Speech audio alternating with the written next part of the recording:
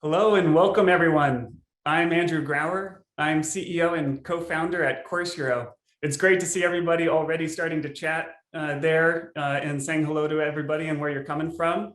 I'm honored to welcome over 2,300 registered guests to today's events, and particularly educators and administrators who are leading and grappling with so many challenges and so much change in education today.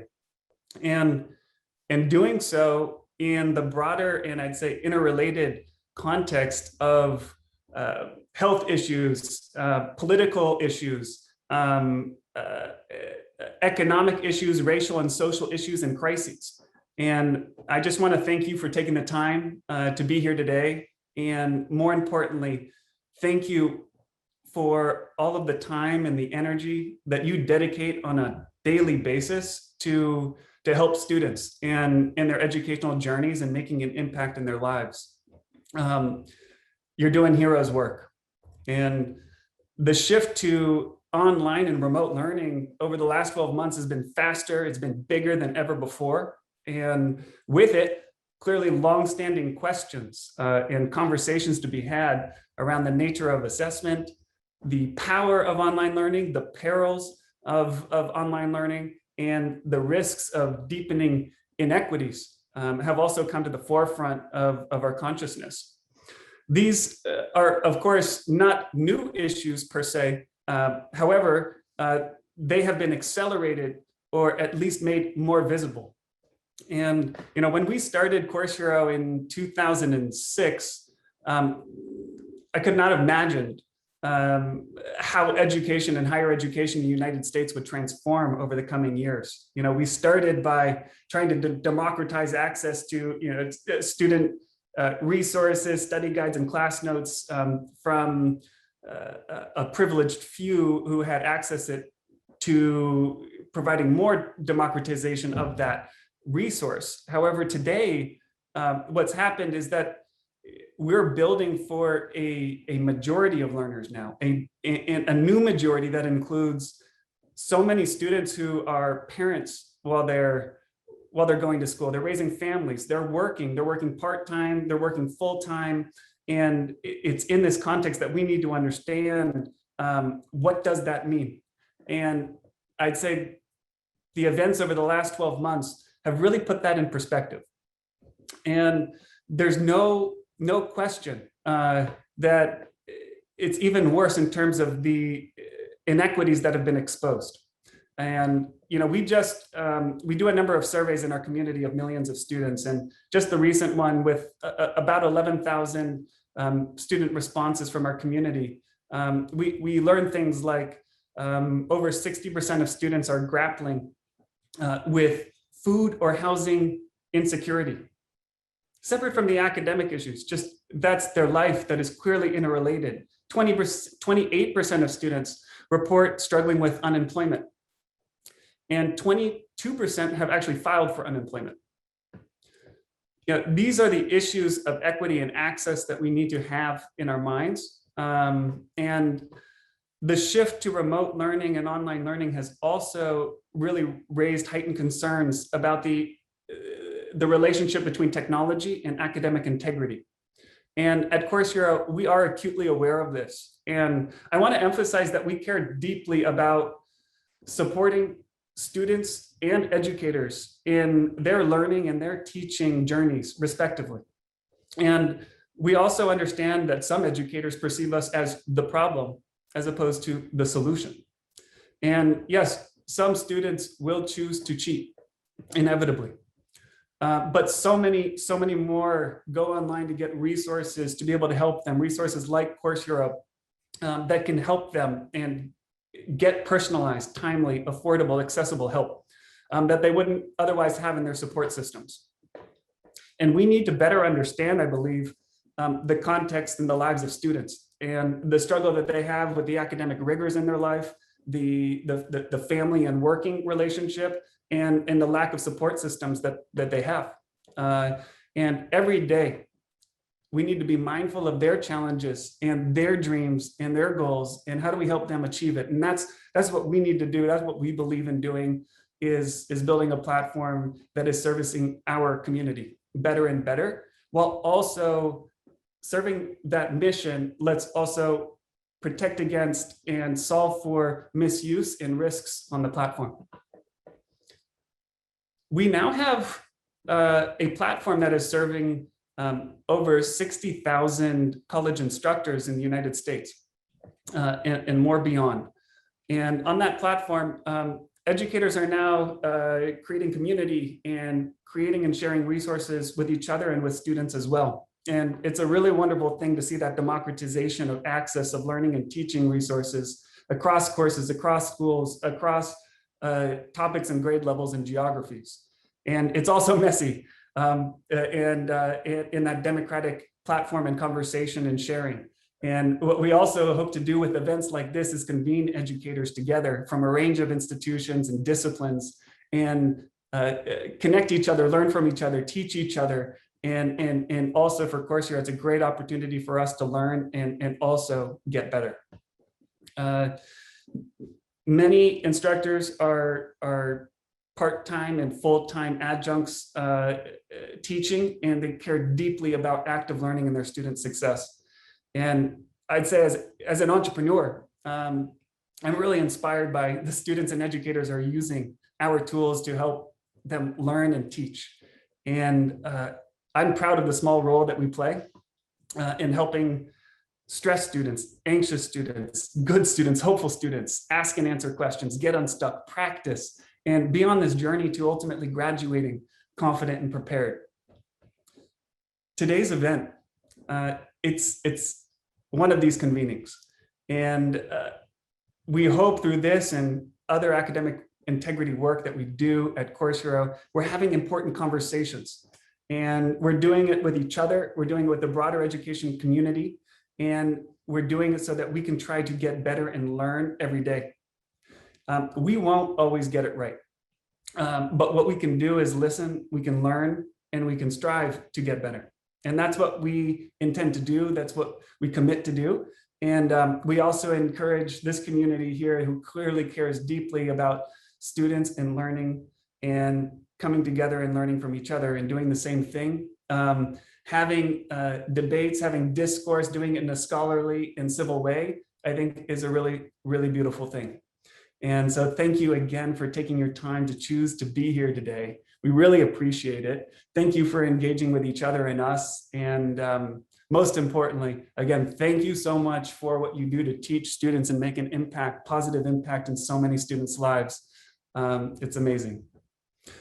With that, Harriet, I'd like to bring you to the virtual stage. I'd like to introduce Harriet Seitler, who's an executive vice president at Coursera and an executive on our academic integrity team.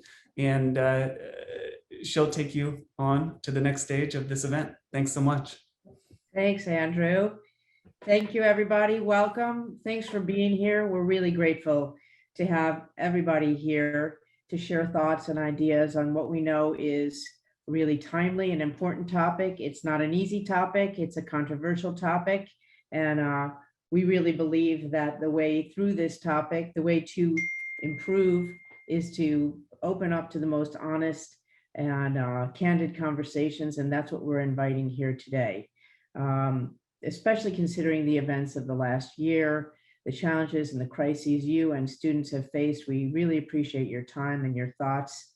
And we believe in the power of educators coming together on days like today and on platforms like Coursera to get to know each other, help each other, challenge each other, and unlock new ideas for helping students succeed. We believe in that, and we want to help as many ways as we can. Some of you know us better than others, so if it's okay, I want to give you a little context for those who may not be as familiar as others about Coursera's educator work. Our educator team is exactly that, educators, a small group of really committed educators who've come to Coursera, who've joined us as employees to help build tools, to help you help students, to advocate for educators.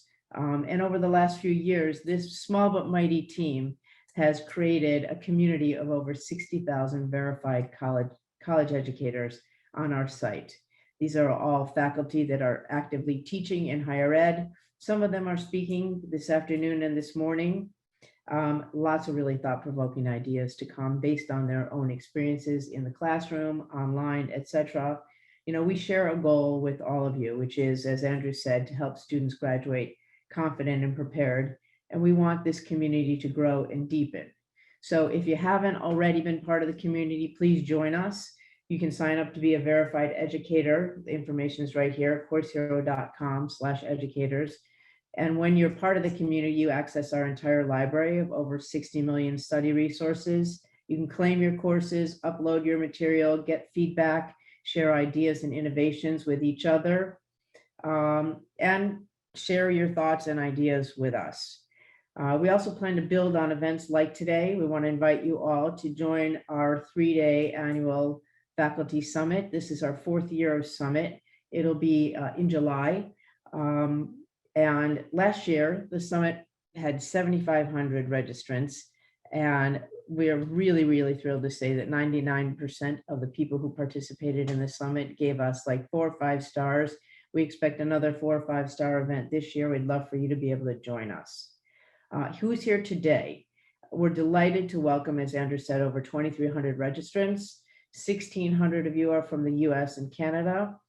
600 are joining from countries all around the world. I saw people saying hi from Bangkok, India, Montana, New Jersey, Pakistan. Really, really amazing global topic that people want to be talking about. So thank you for being here. There are 1,000 colleges represented here, 20% of which are community colleges, which we think are, you know, really, really critically important. So thank you for being here. And in planning this event, we have an educator advisory committee, and all of you, we ask them and all of you to share questions that you have on this topic of academic integrity. Wow, there were hundreds of questions submitted. We reviewed all the questions and we kind of really got to the point where they fell into 5 or 6 key buckets: equity and inclusion, student engagement, faculty development, online and hybrid learning, academic integrity, and assessment. And we really built the whole day, both the morning and the afternoon, around these key buckets. So we're going to start the morning with a keynote, a great keynote that we'll speak to a little bit later. We're going to move into a live debate with a broad range of educators who have really, really strong opinions about this topic. And then we want you to have a chance to react and discuss. So we've got 3 reaction rooms that you'll be able to go into, and then a larger community conversation. So we really want to make this as engaging as possible for you. I want to give you a little sneak peek of our keynote speaker, who I'm personally thrilled to have her, Sara Goldrick-Rab. You're going to love her. She is a force to be reckoned with. She's one of the nation's top advocates for student needs. Her heart is as big as her brain, as you'll see. She's a leader in really understanding the whole student. She speaks to the idea of the real college experience, you know, what is really going on in the lives of students and teachers. She's going to be addressing pandemic-related pressures on teachers and how we as a community and you as educators in the classroom can foster trust, understanding, and empathy. It's an amazing way to start our morning. Then in the afternoon, there'll be 3 interactive tracks: lectures, discussions, and workshops. Really, really interesting stuff, again, based on educator experiences and their own points of view. You can be a fly on the wall. You can join the discussion. You can interrupt. You can disrupt. We want all different kinds of engagement. So please feel free to join us in the afternoon. We're also going to be open up with a team of Course Hero people from our educator team, from our compliance team.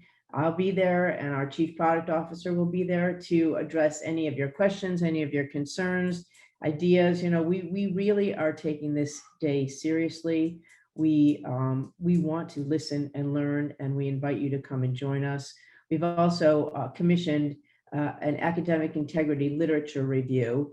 That is, if you've had a chance to read it, we sent it out to everybody who signed up for the event. If you had a chance to read it and you want to discuss it with us there, please join us. We're anxious to have that conversation. Now I'm really pleased to invite Diksha, who is going to go through the details of the day. Looking forward to seeing you in a number of sessions during the day. Diksha, can you join us? Hi, Harriet. Thank you. And thank you, Andrew. Hello, everyone. It is my pleasure, a privilege to share the program for the day with you today.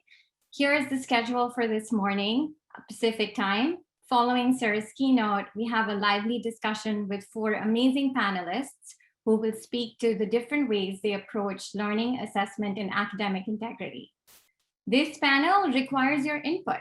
Our fantastic moderator, Kelly Pope, will prompt you to weigh in on this question, so make sure you're Zoom ready. The question is, are grades and assessment still the most effective way to measure student success? The discussion starts with this panel and continues in the post-debate reaction rooms. We invite you to join one of 3 post-debate reaction rooms where you'll hear reactions from students, faculty, and teaching coaches. They will go even deeper into this complex topic from their perspectives, and you're free to move between each room to enjoy moments from all of them. We will continue the conversation during the lunch hour with 3 amazing educators from our community. So please grab a bite to eat, a coffee or a beverage, and join that conversation. In the afternoon, as Harriet has already mentioned, we have 3 tracks that range in levels of interactivity. You can participate in different ways in these talks, workshops, and informal discussions. So as you can see, we have a pretty action-packed program. Before we get into that, I want to just run a few housekeeping things by you. As part of this program, we will be sharing 2 powerful videos, which include student voices and perspectives. Due to the differing nature and stability of our internet connections, the video playback may lag, and we apologize for that, but the sound quality should come through clearly. We hope you are moved by these student videos. And as you can see in the agenda page, we have over 20 sessions today. They're all live. To access each session, go to the agenda page. The agenda page is going to be your guidepost throughout the day. Find the session you want to attend and then click the broadcast button to join it. If you want to hop around to another session, go back to the agenda page and follow the same process. Zoom chat is open and available for all of you to use to introduce and engage with each other. Based on feedback that we got from our previous events, we're delighted to share that all sessions before lunch will be live captioned. If you would like to turn on subtitles, please click the closed captioning button at the bottom of your Zoom screen. I know I just shared a lot of different things with you. So if you need any help on how to navigate the day, we're here to help. You can connect with a Course Hero team member via live chat. Again, you'll find this on the agenda page. There is a blue bar which says chat now. Just click on it and a Course Hero team member is on standby to help you in real time. You can also email us at educatorevents@coursehero.com or reach out to us on social via @CourseHero. If you're planning to share your experience today, we're using the popular and relevant hashtag academic integrity. In case you missed something today, and I believe you already got a few questions about this, are not able to attend everything, we will be emailing session recordings after the event, so you can catch up on your own time. Before we start, I want to take a moment to thank all of you. We're thrilled to host you and work with you. Please know we care deeply about the success of this community, and there are many ways we hope to work together. Thank you so much to all our session leaders without whom this event would not be possible. Your time, energy, and experiences are much appreciated. Our advisory board for the valuable suggestions and feedback they have provided. And finally, a quick shout out to my colleagues who make these events happen. Thank you to our events team for burning the midnight oil, our educator partnerships, design, and marketing teams for working in the background, our educator product team for running the community, our wonderful volunteers who you'll see throughout the day on Zoom and live chat. Thank you, everyone. And now, without further ado, I would like to introduce you to our keynote speaker, Dr. Sara Goldrick-Rab. Dr. Sara Goldrick-Rab is a professor of sociology and medicine at Temple University and the president and founder of the Hope Center for College Community and Justice in Philadelphia. She's also the chief strategy officer of emergency aid at Equity, a student financial success and emergency aid company, and founded Believe in Students, a nonprofit distributing emergency aid. Sara's innovative research on college students' basic needs sparked the national Real College movement and legislation to address food and housing insecurity. Ranked in the top 10 among education scholars according to Education Week, she is also a Carnegie Fellow. In 2016, Politico magazine named her one of the top 50 people shaping American politics. Sara's book, Paying the Price, College Students, Financial Aid, and the Betrayal of the American Dream, was featured on The Daily Show with Trevor Noah and awarded $100,000, the Grauer-Meyer Prize, which she donated to Student Emergency Aid. Today, in her opening keynote address titled, What Comes Next? Real College in a Pandemic, Sara will be speaking about pandemic-related pressures on students, trust, understanding, and empathy between students and educators as a prerequisite for a holistic learning experience, new ways of thinking about student success and student needs that propel a cycle of equitable, tangible learning, not simply studying for a grade. Let's all welcome Dr. Sara Goldrick-Rab to the virtual stage. Thank you so much. And I really appreciate the opportunity to be here with all of you today. I know that this is a very difficult time. This pandemic just continues to drag on. And let's be honest, life in academia, even before the pandemic, was not so fabulous. Our students are going through a lot, and so are we as faculty and staff.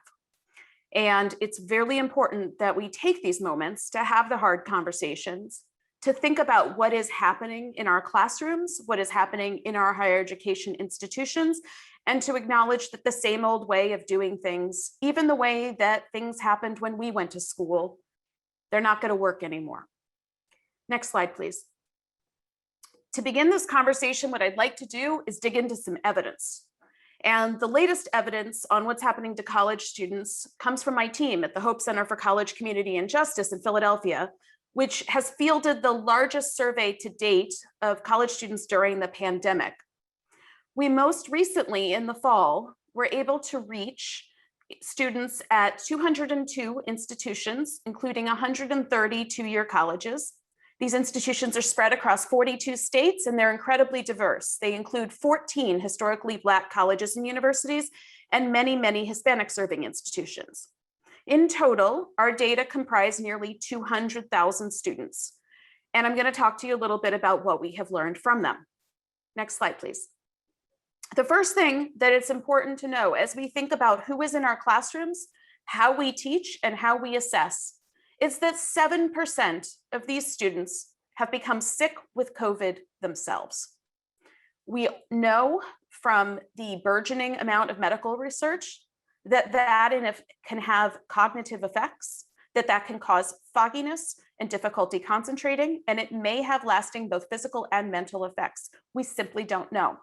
But as we confront our classrooms for the fall, and even right now in the spring, we need to be cognizant of that. Furthermore, our students are enduring widespread trauma. 41% have had a close friend or family member who was sick with the disease, and 13% lost a loved one to COVID-19. These experiences are not distributed evenly across our students. For example, Latinx students are more than twice as likely than white students to have had these experiences. Of course, the same thing holds true among our faculty and staff.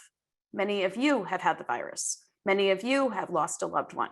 Many of you have experienced the trauma and are living with what it brings on a daily basis. Next slide.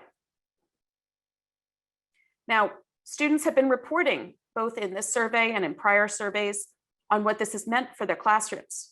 When we asked those students in the fall what their spring experience had been like, we learned that almost 3 in 4 of them said that they had had trouble concentrating in class. That might be due to the virus. It might also be due to the incredible challenges that are coming with the pandemic. Having children at home is definitely one of those things. For example, dealing with a challenging internet connection. We learned that 41% of these 200,000 people had to take care of a family member while attending class. Again, many of us are taking care of family members while trying to teach class. It's also notable that a lot of these students experienced real upheaval to their lives that can create difficulty paying for the things they need for school and concentrating on school. So for example, while before the pandemic, more than 70% of the nation's college students were working, enormous numbers of them have lost those jobs. In this latest survey, 37% had lost a job completely, and Middle Eastern students were particularly likely to have lost a job. In addition, we observed widespread mental health challenges. For example, anxiety, with more than a third of students exhibiting at least moderate anxiety. Next slide.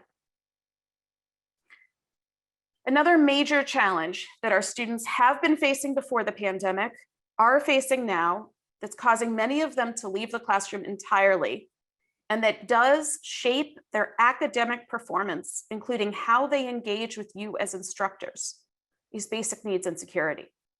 Now, basic needs insecurity includes issues like not being able to afford to eat on a regular basis or not being able to eat in a healthy way on a regular basis, something that the US Department of Agriculture calls food insecurity.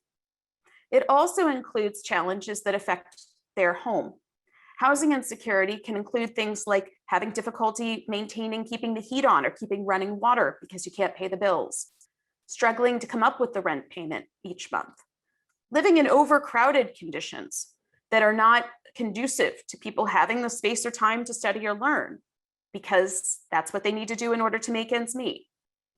It also includes living with people who put you at risk and doing so because you don't have any other choice economically. Homelessness is also a challenge. Now, sometimes when I talk to my fellow faculty, they say, we don't see very many homeless college students on the street, so what are you talking about? But the fact is, homelessness takes many forms in this country and around the world. Homelessness includes both sheltered and unsheltered conditions. Sometimes it means that students are sleeping in their cars. Rarely does it mean that your student is sleeping in a shelter. That's for many reasons, including that shelters don't have much space, and the time they're spending in your class is actually making it harder for them to get access to the shelter. But the most common way that students experience homelessness is when they couch surf. And couch surfing takes time to figure out where you're going and where you're going next. It is not comfortable. Many people who couch surf are told that they can stay on the couch, but they can't use the home in any other way. Can't turn on the lights, can't use the refrigerator, can't use the internet.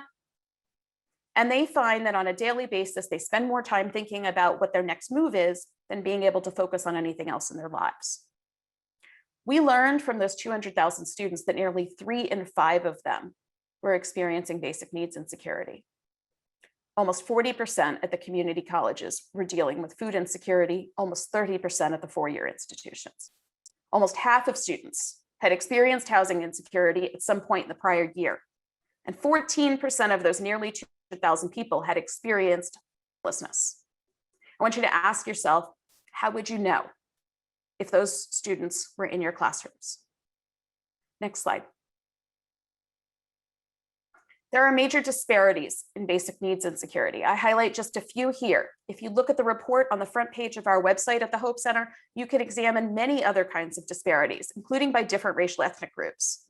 The Black-white gap in experiencing basic needs insecurity puts Black students at a 16 percentage point higher risk compared to white students. In addition, students who have children, parents, are much more likely to experience these challenges, despite the fact that when it comes to certain social safety net programs, they actually have more access. And in addition, community college students are particularly more likely than four-year students to experience these challenges. Although thanks to the pandemic, that gap is smaller than it used to be because many four-year institutions have structured their students' lives around on-campus or residential services. And during the pandemic, those supports fell away. Next slide. Now, one of the biggest problems that we see is that students are simply not getting the help that they need, even when, technically speaking, it's available. So for example, students who are food insecure should be getting access to a program known as the Supplementary Nutrition Assistance Program, or SNAP. But SNAP is rarely talked about on our campuses as a critical student support. Certainly not the way that financial aid or FAFSA is. Students are often unaware that the program exists. Many think that it's stigmatizing to access the program, but the majority don't access the program because they didn't know how. I want you to ask yourself, what would happen if the way that we talked about FAFSA, the extent to which we say that's an essential part of going to college, applying for financial aid, what would happen if we talked about SNAP that way?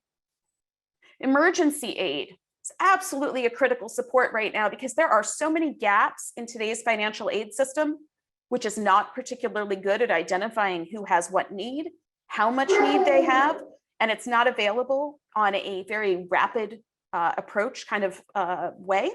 Apologize for my dog, Warren Vader Harris. He is having a day. About a third of the students in the 200,000 survey cohort had applied for emergency assistance. That's among students who were dealing with food and housing insecurity, which means that 2/3 of students who really needed this help did not even apply. The leading reason is that they did not know about the program. It's rarely discussed around them. And the students who are most left out of support are usually the non-white students, and particularly African-American men. And I say that conditioned on their higher rates of need. So it's important to think about who in your classroom needs what, and conditional on their need, what are their odds of actually connecting with that support? Are we putting efforts towards the students who are the least likely to put their hands up? Or are we only rewarding the behavior of those who embody privilege, who grew up thinking they had a right to supports and demanding them from us? Next slide. What do the students have to say about this? There's some quotes here on your screen. They will not surprise you. College is stressful.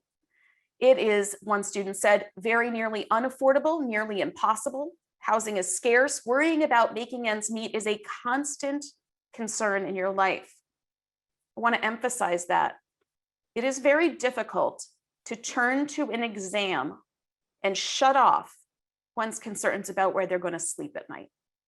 It is very difficult to sit through a lecture or engage in a discussion when you have not had lunch. Even if your stomach's not rumbling, your actual energy level is going to be lower. And if a student doesn't feel like they can voice any of that or say anything about it because someone has declared that as making them not college material or a non-academic concern or simply not my business as their instructor, well, then they're just going to look like the student who doesn't engage, the student who sleeps in class, and the student who gets bad grades. Next slide. Bottom line, the stuff we're doing in higher education requires attending to Maslow. If we don't attend to Maslow, our students won't bloom. Everything in Bloom's taxonomy is unachievable for students who do not have their basic needs met. And so while many of us did not go to college or get a graduate degree thinking that when we taught in higher education, we'd have to know how to deal with food insecurity, the fact is, if you want to be a successful teacher these days, if you want to be effective, you have to know how. Next slide. So let's talk a little about how to know.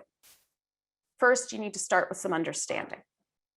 And this is understanding that's helpful not just in the classroom, but towards each other as fellow faculty and staff. The Hope Center has a report on our website documenting these challenges among the instructional workforce as well. What's happening off camera matters. You may not be able to see it, but you do have ways to find out from the students what's going on. Second, understand that students have good reasons to fear faculty. We may think of ourselves as there to help. Many have been brought up to believe that we are there to judge. Many have experienced education in nothing but a punitive manner. They feel distrusted. They feel policed. If we don't acknowledge that fact, we're not going to be able to build trust and work through it. And please remember, the stakes for today's students are very high. Many of them are higher for today's students than they were when we went to school. Remember also that us teaching in higher education, we all got the degree. Only half or less than half of today's students even stand that chance. You have students in your classrooms who, if they don't succeed this semester, next semester, they could actually end up moving backwards in their lives, leaving college without a credential and in debt with no degree. For many of them, this is their best chance of being able to get a steady paycheck, of being able to live a healthy life, of being able to support their parents when they get older. They worry every single day about those things. They are not unfocused. They just have a lot to focus on. Next slide. I want you to ask yourself, do I know all the ways in which financial aid has academic performance requirements? Do I know about how satisfactory academic progress standards work, which affect all of need-based aid, including access to loans? Am I aware that if a student does not get a good grade in my class, they could lose literally tens of thousands of dollars of support?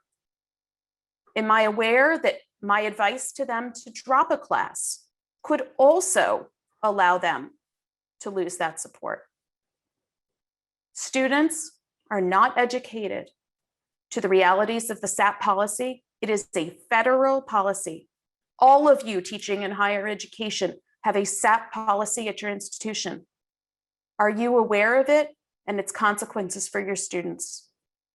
It is someone's job to make you aware. We need to figure out who that is and to get you that support.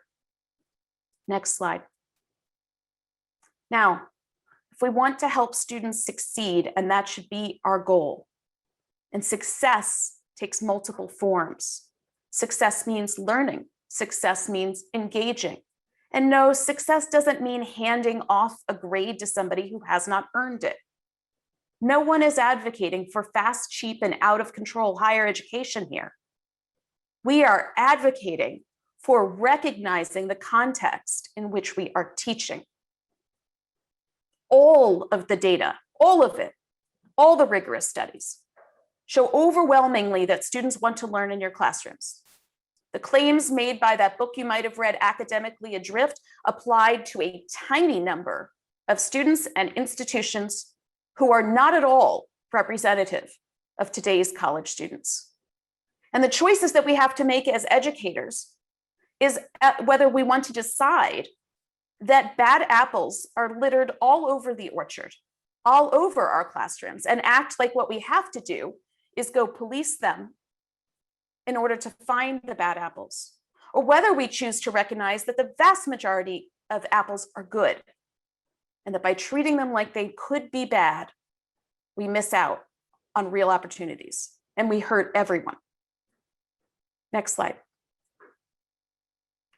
This effort around weeding out bad apples increases your workload, it increases their workload, and it makes life harder. There is a lot of good work on this. It is a standard administrative burden problem. When we spend time trying to be sure that someone will not cheat, it's time that we could have spent creating a more authentic learning experience and an assessment that doesn't allow for cheating. We have to consider, to take the apple analogy a little further, the barrel where the apples are stored. Now, I want to tell you, I've been there. I've had plenty of students who used to cheat on my tests. It doesn't happen anymore in my classroom. It never happens because I don't create an environment or give out assessments where they could Google the answer. There is no way to cheat on the assessments that I am offering them. I had to work really hard, though, to make that change. And it involved taking the time and investing in the effort, which is something that unfortunately most of our faculty are not getting the time to do. I got that because I was a tenured, full professor who had the privilege of knowing that her paycheck would be there the next day. Those are the conditions under which faculty can make these changes. If we aren't going to help stabilize instructors' lives so that they can examine their practice, learn new skills, and be able to change the dynamics in their classrooms, well, then we're going to get exactly what we pay for. Next slide. Empathy is important and it's hard to come by. It is actually exhausting. If you are doing empathetic work in your classroom, you will be exhausted on a daily basis because you're going to hear a lot about trauma and you're going to do a lot of listening. It is so important to let students know that you too are struggling during this pandemic. It is important to let students know that you too might have struggled to pay for college. It is important for you too to let them know that finding the time to focus on material is something you might know about. If you don't destigmatize their challenges, if we don't talk about these things as happening to lots of people, then they come away believing that they are the cause of their own problems. And regardless of your moral stance on that, it's scientifically inaccurate.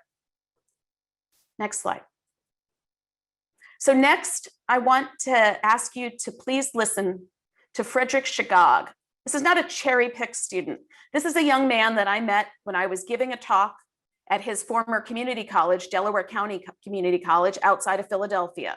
I met Freddy and I listened to his words, and I was so struck at his ability to communicate what he was facing inside the classroom. He is now a proud member of the RealCollege Student Leadership Advisory Council and is working on his bachelor's degree at Westchester University. And next, you're going to hear a little from him. You know, we use these big words in academia, this academia jargon that most students don't know. And Christine had talked about it, right? Pedagogy, and, you know, we use these things, retention and you know, all these different words in feeder institutions. All that jargon means, be kind. Understand that every student is not coming from a home of updated scholarship, eating elderberry to treat their immune system, reading and traveling and having all those things. Some students are at home and they're trying to figure out water and lights. Some students are at home and they're trying to figure out, how am I going to get through the day? Not this APA paper. And the best professors and educators are the ones that understand that. And that's why, taking this data that you've seen, we have the opportunity to not only educate, but we can educate while providing them with the support they need.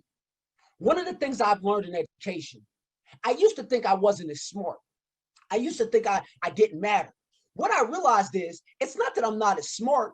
What I realized is that I'm not as supportive. The way that I can achieve, the way that I can do things is by giving resources and networks to achieve my dreams as well.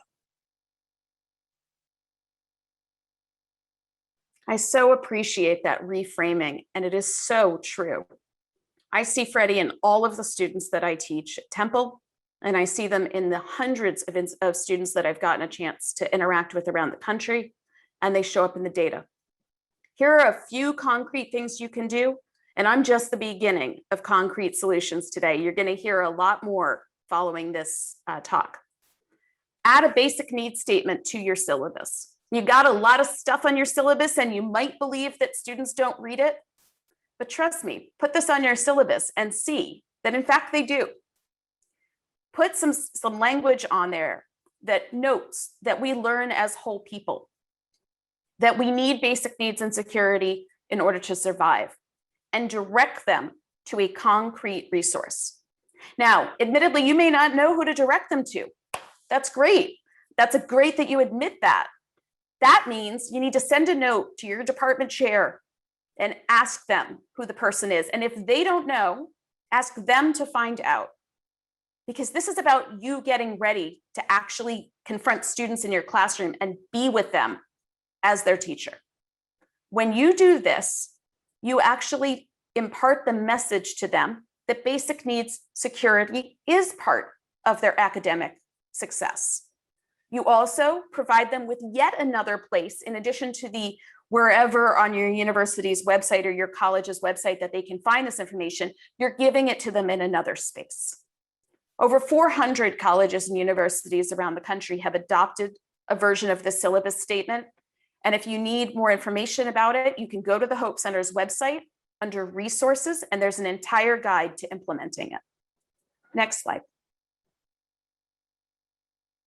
I also suggest that if you want to get to know your students a little bit better, that as you start the semester, or even at the middle of the semester, or even towards the end of the semester, field a little short survey. A short survey that's about them, okay? That asks them, for example, what challenges are you facing at home? How are you doing making ends meet? What are the concerns that you have? There are examples, again, on that same resource guide on our website of how to do this. Next slide. I also strongly urge you to consider ungrading. It is not an end-all be-all. It's not going to fix every challenge. But my dear friend and colleague, Jesse Stommel, is right. And I know it both personally and from science, that if you hate grading, you should stop doing it. He's going to talk after I do later on today about alternative ways of doing assessment. I used to think, frankly, that the only reason I was able to ungrade in my class is because I'm a sociology professor. My students don't do that much in the way of standardized tests, for example. But I've learned from many colleagues, including those who describe their experiences in this new book from Susan Blum, about their ability to do this in STEM. They're finding all kinds of ways to do it.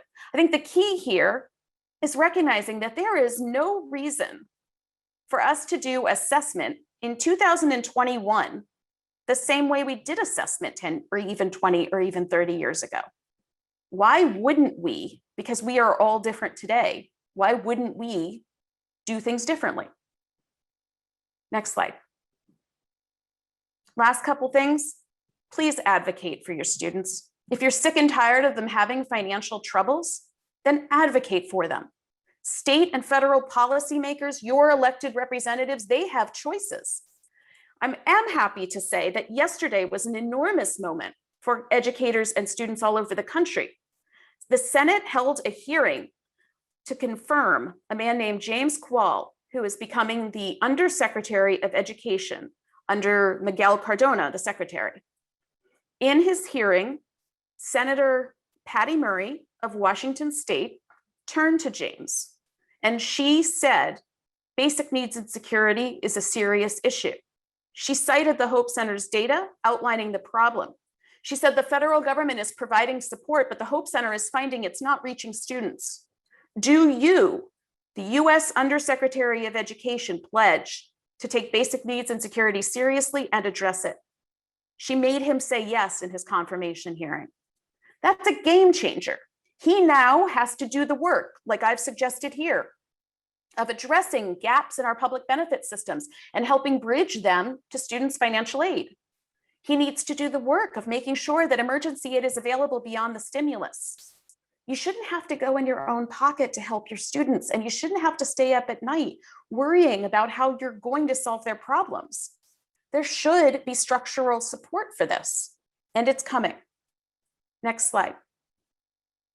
Couple of other opportunities my center would like to extend to you all. We pivoted our annual RealCollege Conference to a virtual journey, and I am grateful to Course Hero for partnering with us to make it free. It is free. It began on March 31st, and we are offering free programming all the way through December. If you go on our website, you can register, and I think that you should do it soon, because on May 12th, we're going to start to kick off the May topic, which is parenting students.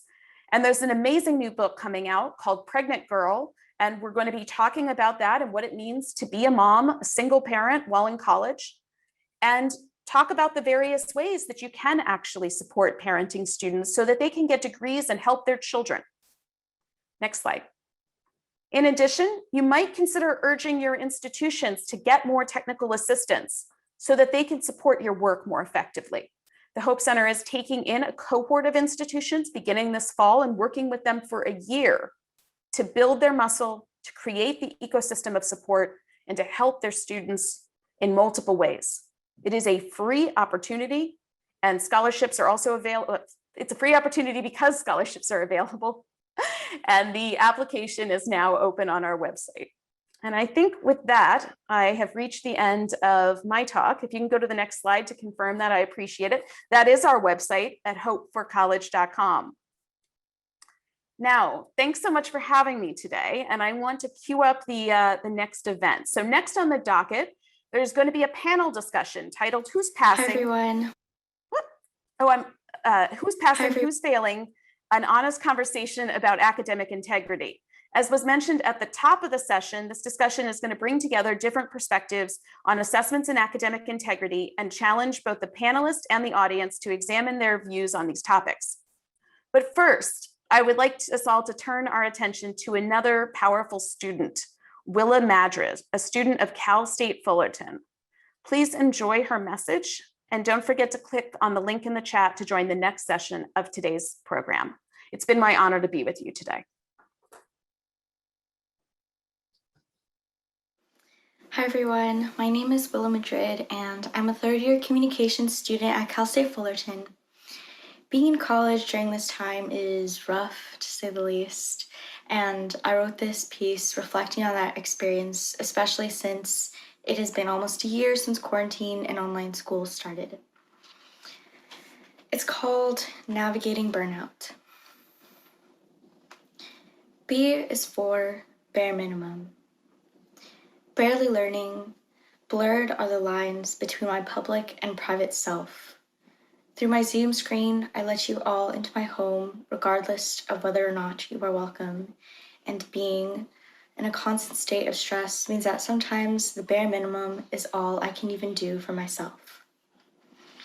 U is for, it feels unfair that my college experience is being stripped away from me.